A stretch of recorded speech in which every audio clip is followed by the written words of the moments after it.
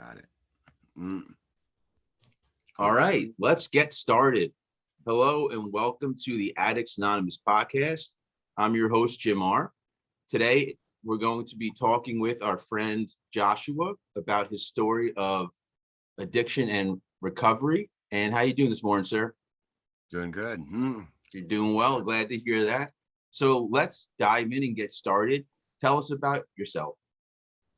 Well, I'm 36. I was born in 1985. I was born in Brush, Colorado, raised in Rangeley, Colorado. My family, I have four brothers, two half brothers from my dad's first marriage, and then two brothers. I am the fourth middle son, is what I like to say. So the fourth son of my dad, middle son of my mom. So I'm a middle child. Yeah. Um, but um, I was raised in a household where my dad was a very heavy user. Unfortunately, there was a lot of abuse and stuff. What kind of stuff was your dad using? Meth was his main thing, which is crazy to think that would be my drug of choice too. Yeah. Um, but he was a heavy user. He used or he worked in the oil field, so of course that went hand in hand. It seemed like, anyways, back then. And he it was crazy. It was rough growing up for sure. Um, we were we would say that we were poor, of course. Um, but I think they did what they could, I guess. My parents never divorced until later on in life. So we always had mom and dad around. So we Did were they get raised. along? No, no.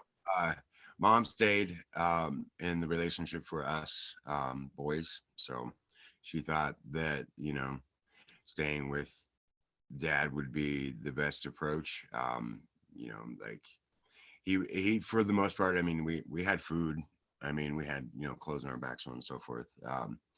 But he made she wanted to make sure that, we were raised with both parents, because she was not raised with both parents, back and forth, when it came to their relationship. So she wanted to make sure that, that both mom and dad were around to help us out. So there was a lot of abuse, unfortunately. But The abuse, was it dad towards mom?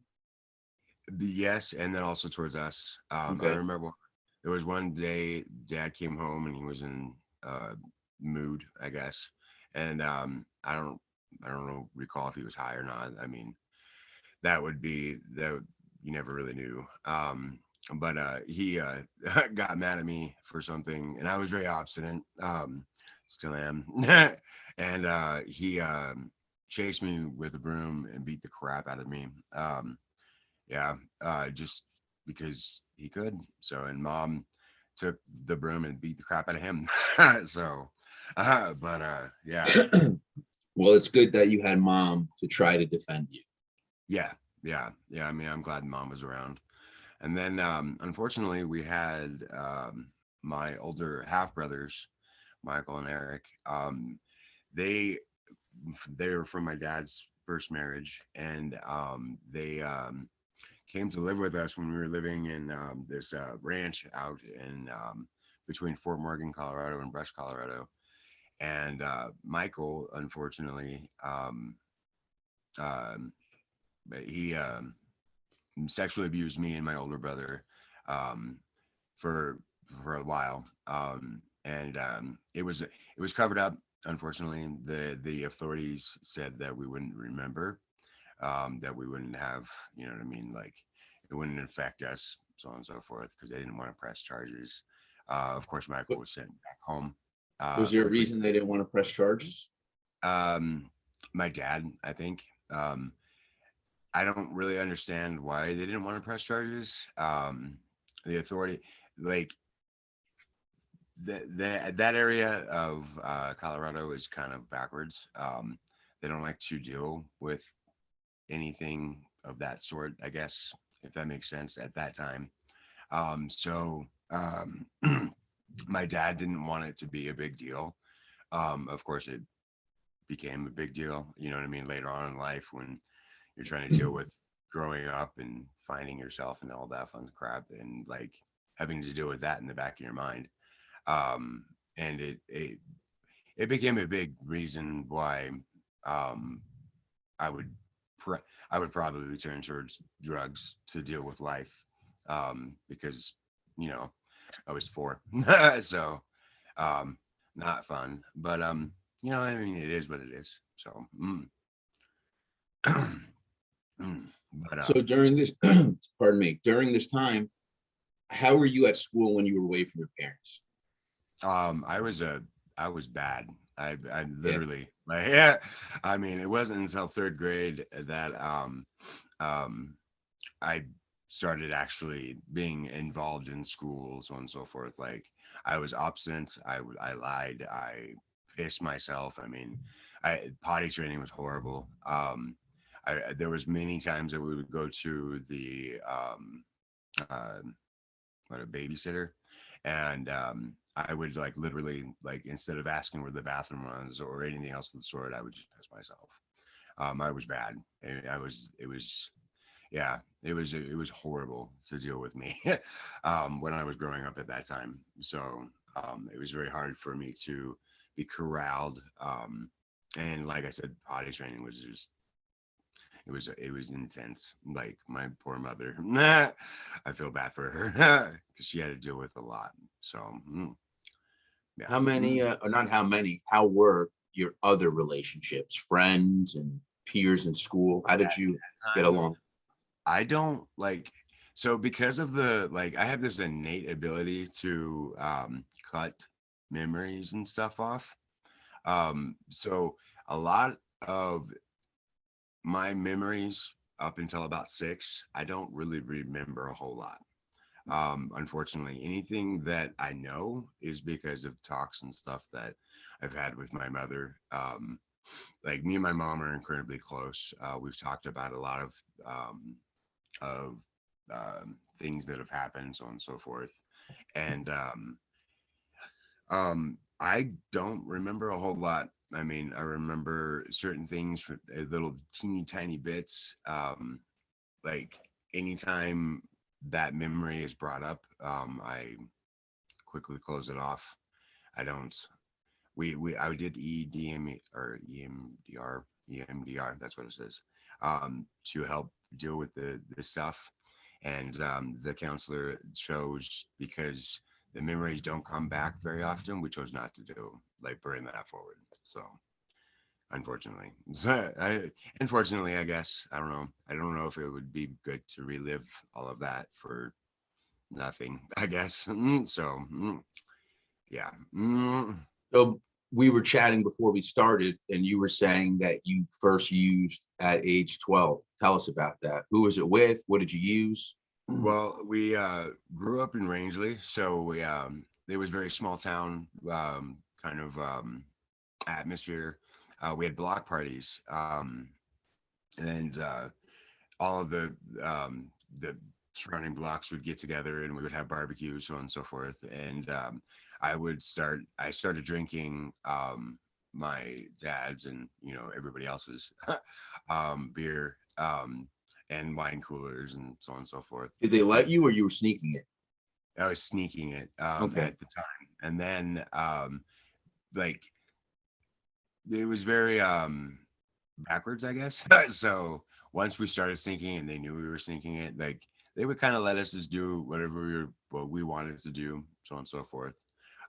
So it started out sneaking, and then it became a like what I mean. I would just steal dad's alcohol, so on and so forth, and it started slow progression, and then I found weed, and then that was off onto another rock star moment, so I guess. So So how were your grades in school? surprisingly, all of I was I excelled in school. my alcohol use or my marijuana use didn't curb any of that. I like graduated when I finally did. Well, not when I finally, but when I graduated high school, I was third in my class Oh, that's with a great. 3.98 GPA. That's great. Yeah. So growing up, I was a part of that. I always lived a double life, and that would be an issue later on in life, of course. But I was good at doing the front of things, but at the same time, in the background, being a pot smoker, a drinker, doing Ritalin, doing whatever I wanted to do. I didn't get into heavy drugs until I was 19. And Was that then Ritalin prescribed to you, or did you buy it illegally? a friend was prescribed. So you We were would, technically not, you were buying it illegally, technically. yeah. It was not prescribed. No. And I remember the first time I came home after doing that, my mom thought I was high. And like, I was like, no, mom, I didn't do any drugs. And then, of course, like, she's like, well, Ritalin is a drug, Joshua. I was like, oh, Yeah, duh. Ritalin is I remember the first time I took Adderall, I was at work and some Yeah. kid, we used to do phone on the phones a lot. And some kid said, you want to be good on the phones today? Take this. And he just gave it to me. I had no idea what it was. And I remember I was just focused and I can get shit done. And Mm-hmm. that day I made like 100 phone calls compared to the, 50 I usually made.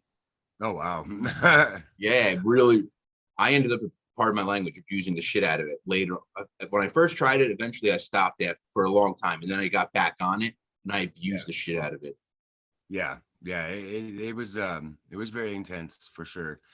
We didn't use it like we weren't just ingesting it. We would snort it, and we would stay up all night long drinking, smoking weed. Like it was a very weird So the you were fact very young snorting it. yes Whose idea so was it? like what 14 Oh, ish. that's young. Yeah, so yeah I Whose I idea was it to snort it? Uh, my friend Derek's. It was Okay. his. We would. He had a basement, and his parents were divorced, and so, his dad worked on the oil rigs. That Rangeley, Colorado, is a very oil town. That's pretty much why it's there. So he would be gone at night, so we would go over there. That would be our place to hang out, to smoke weed, drink, so on and so forth. And we would do that we did that at night, so and then we would go to school the next day. um I'm I seem to be I'm not smart, like, but I'm smart, I guess. I was very good at like passing. I have a very good memory. Not so much anymore, but um at that time, I was able to live this like double standard, like double life.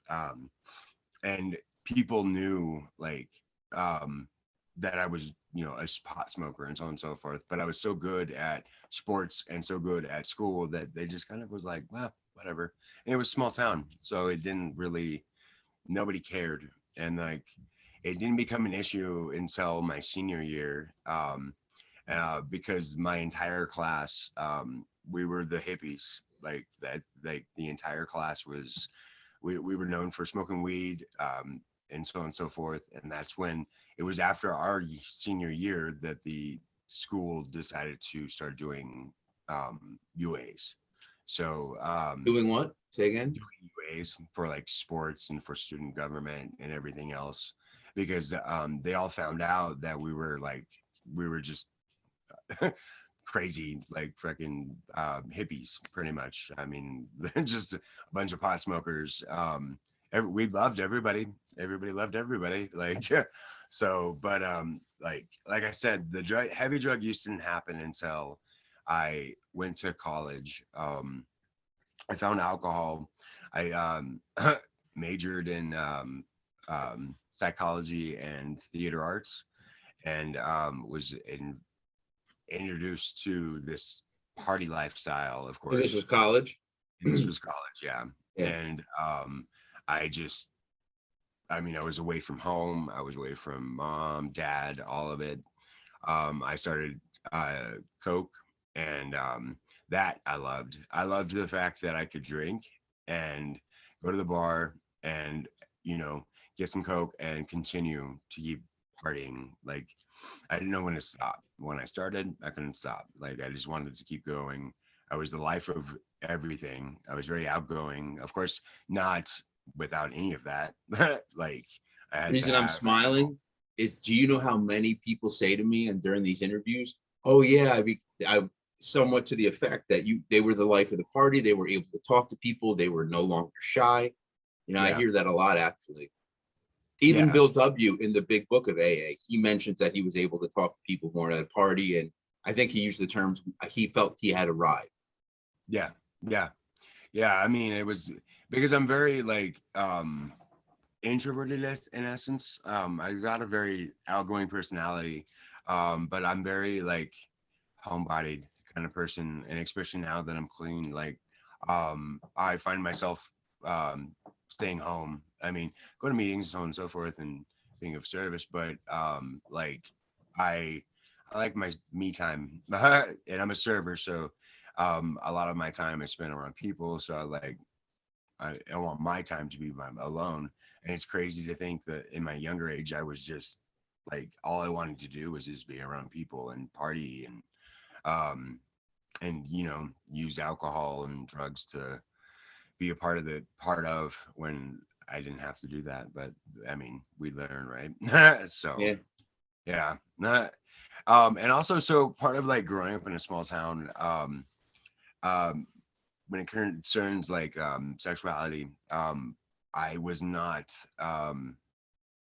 okay, I guess, because I'm a gay man, and unfortunately, being growing up in a town of 1,500 people, that was not looked well upon. And so when I went to college, I was able to find this other side of me, and alcohol and drugs were able to bring that part out so I could accept myself. And so I use Coke as a gateway to finding myself, I guess, and being accepted. And that's a whole nother lifestyle, like that would later come out when I found meth. I would just use drugs and party and do all sorts of crazy shit. So So yeah. getting away from the small town atmosphere in college was able to let you explore your sexuality, it sounds like. Yes. And coming to the point of like being able to accept myself, I used the drugs to do that, to be okay, I guess. Like you were saying, like like in the book, he found himself. Like I guess that's how I found myself. So Um, how were your grades in college? Did you do just as well as you did in high no, school? no, I did not. No, it's No, completely I did changed. You were just not. like, mm-mm. Yeah, complete change. Like I for the most part when I mean I did 3 years. I didn't actually graduate, unfortunately.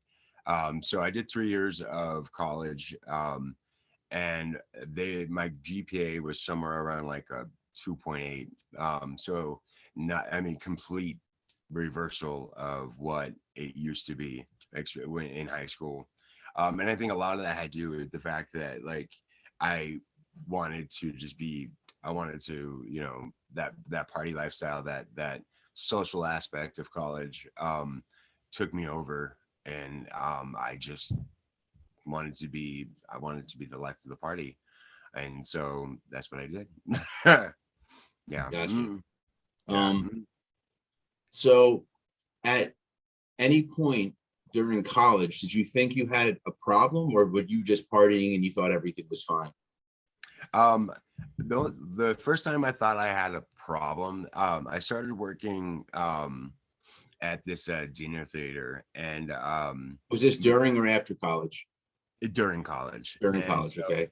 um i I found at that time cocaine, and so I chose to to be a part of that lifestyle in essence. And so I was able to use cocaine when I was on stage or whatever, and it brought out whatever character I needed. You know what I mean? It helped break down the walls, whatever you want to say. And so I couldn't do school and that and do the dinner theater at the same time. So instead of continuing school, I chose to quit school and start full on working at the dinner theater as an actor and as a server.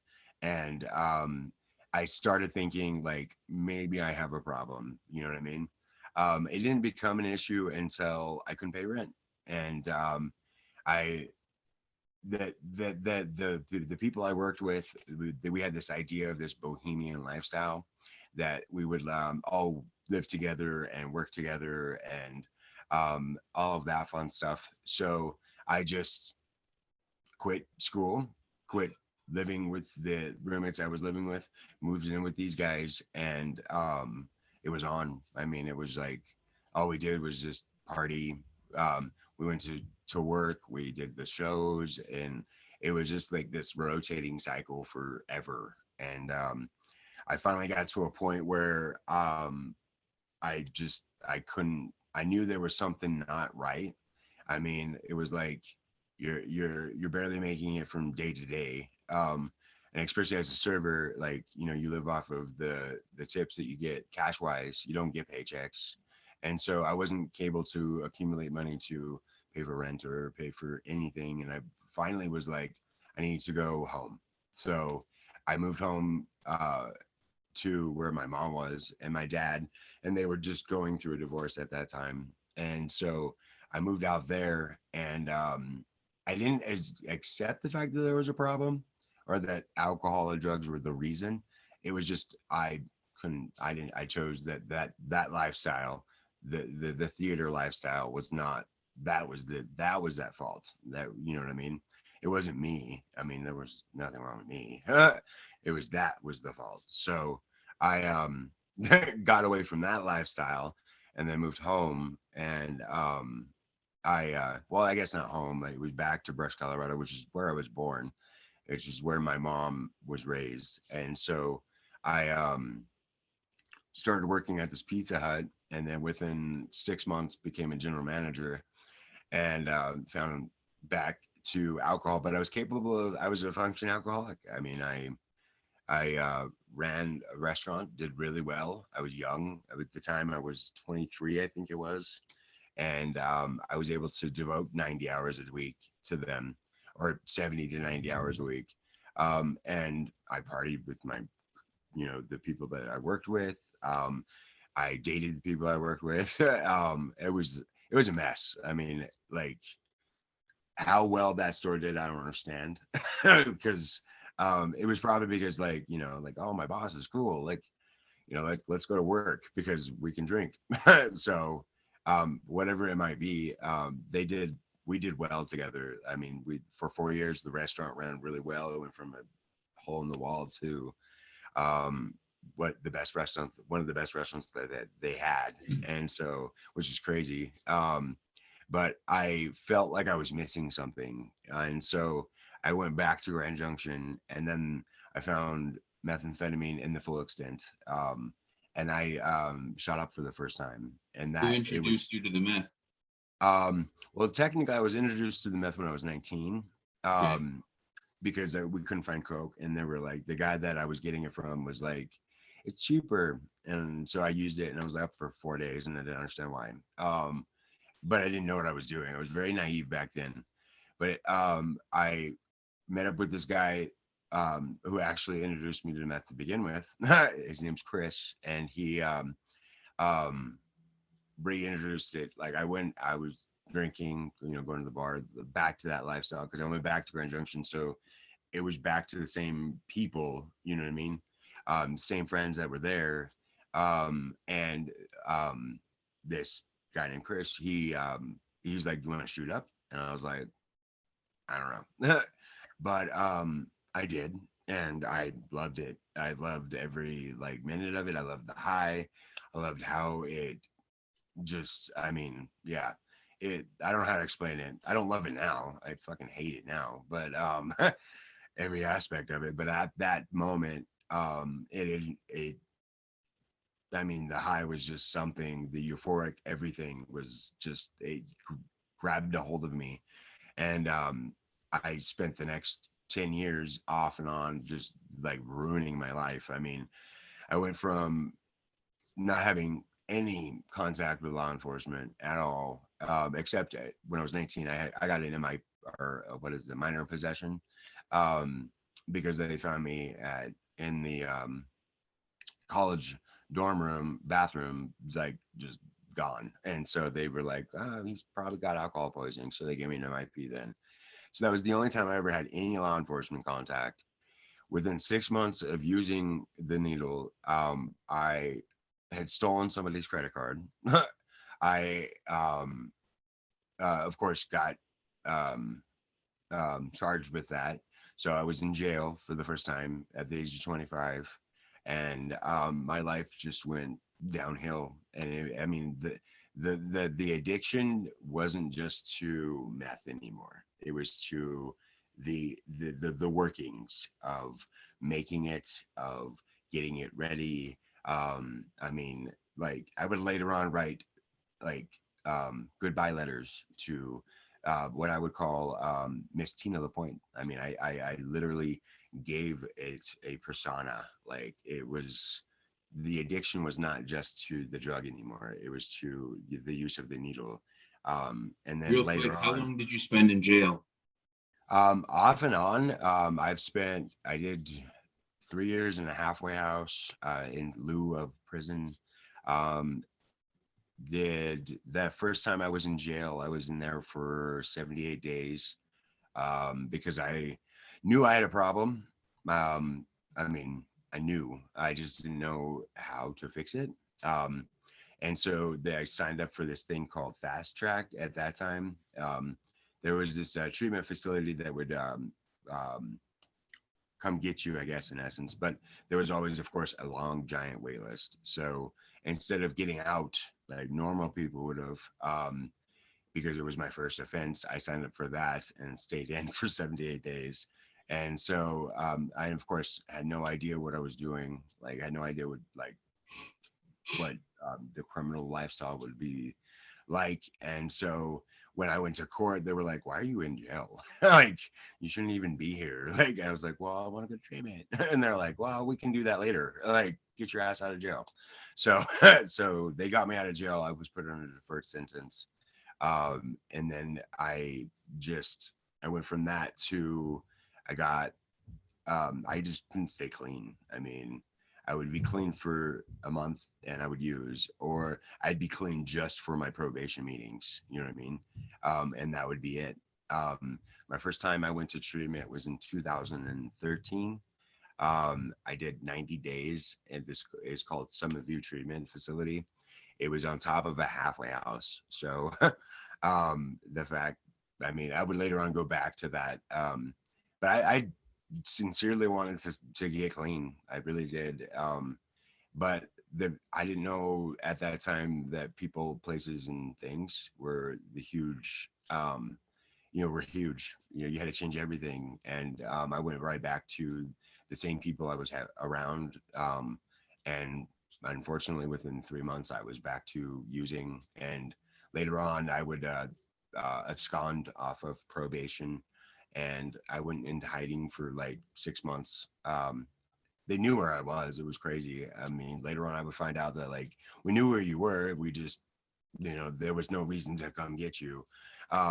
Which I don't. I guess I just, it didn't make any difference to me. But I just continued to keep using, and going crazier and crazier and crazier. Because I have a lot of mental health issues, and of course, using brings all of that out.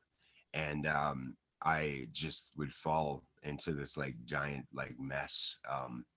And then it's taken many years to like clean all that back up. So, but yeah. So you used for 10 years. You said you just went on a I guess, a long bender for a decade. Yeah, yeah, What off and were on with me. so it's off and on. Yeah. Were there anything?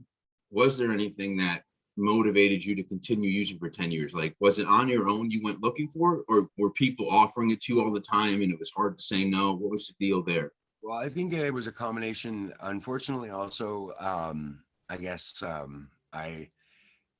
don't know. I'm not saying like I have the short stick in life or anything else of that sort because I'm better because of everything that's happened to me.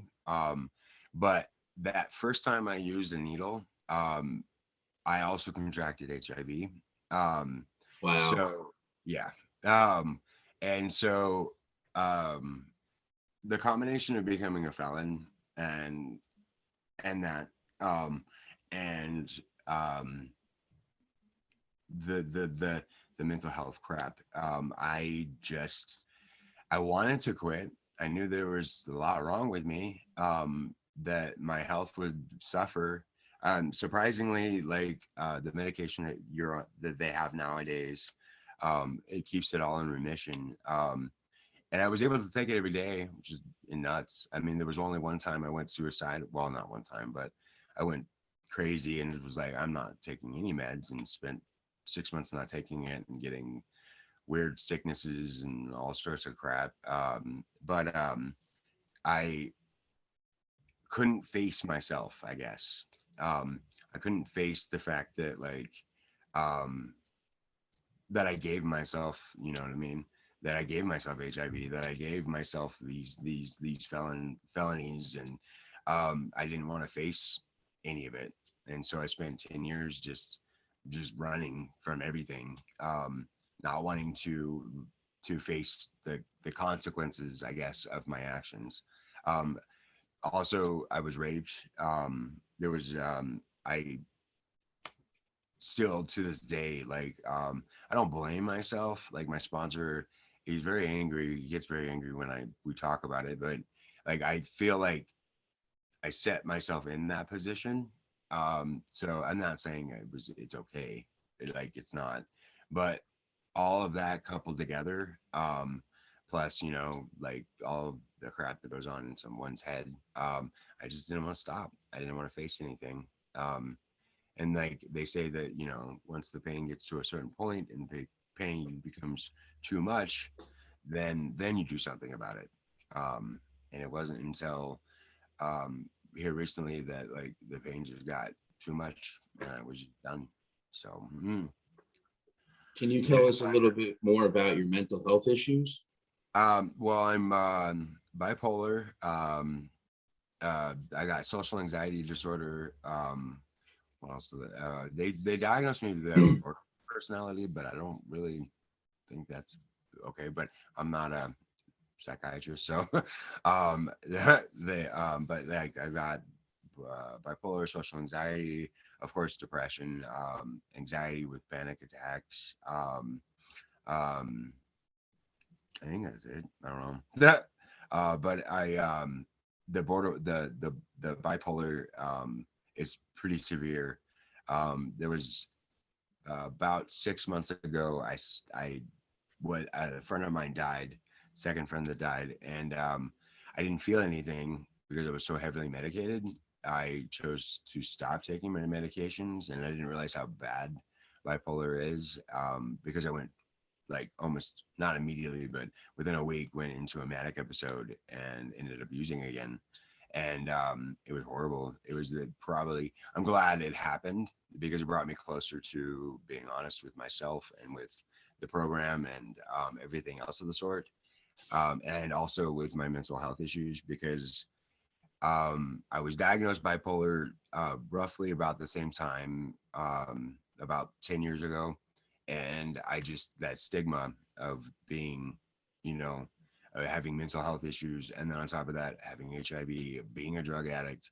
I just, you know what I mean? Like, didn't want to deal with any of it. I didn't want to face it or accept any of it. So I finally got to the point here 6 months ago where I have to be on medication. I have to do something, or I'm going to end up in prison or dead. And then shortly thereafter, another friend overdosed, and I'm actually living in his room right now, which is crazy. But he his overdose coupled with my relapse and overdose, I'm just I'm done. You know Was what I mean? that what you would consider your rock bottom? Because a lot of us have to hit rock bottom.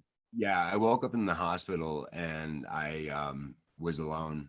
My mom wasn't there, and my mom and I are close. Because I moved up to Cheyenne to because I couldn't stay clean in Grand Junction, so I moved up here, and of course, within 2 weeks was high. But I back and forth, got myself back into trouble, and I waking up alone without my mom. That was it. That I mean, today I have today. But the thing is, like waking up alone, having overdosed, and having a friend die shortly thereafter because we were using the same thing. We weren't using together, but using the same thing and meth, and it had been laced with fentanyl. And so I just it's not it's either life or death nowadays. I mean, you don't know what you're getting. You drugs are just I mean the that fentanyl is just it's insane. It's in everything. I mean, It's a huge killer. yeah. I mean, And I've even heard I'm of people putting it in pot and marijuana, which yeah, yeah, I yeah. I don't read get. about this kid that was using ketamine, and he was using it to because he couldn't afford uh, pills for his depression, so he was using that, and it was laced with fentanyl, and he died. And unfortunately, his family was like totally blown away from it because they didn't know, you know what I mean? They didn't even know what fentanyl was like. So it's scary. It's a very scary environment nowadays, and I don't want to die. I want to live. Like, I mean, people say they would die for you, but I want to live for them. So, That's a mm, great saying. People say they would die for you, but you have to live to that for them. That's a great saying. yeah. So tell us about life nowadays. What's going on with your life? Well, I found Narcotics Anonymous roughly 4 years ago for the first time. Kept me the saying, well, if you go to Narcotics Anonymous, you're gonna find drugs, and so that kept me away. Like, like why would I go to hang out with a bunch of junkies?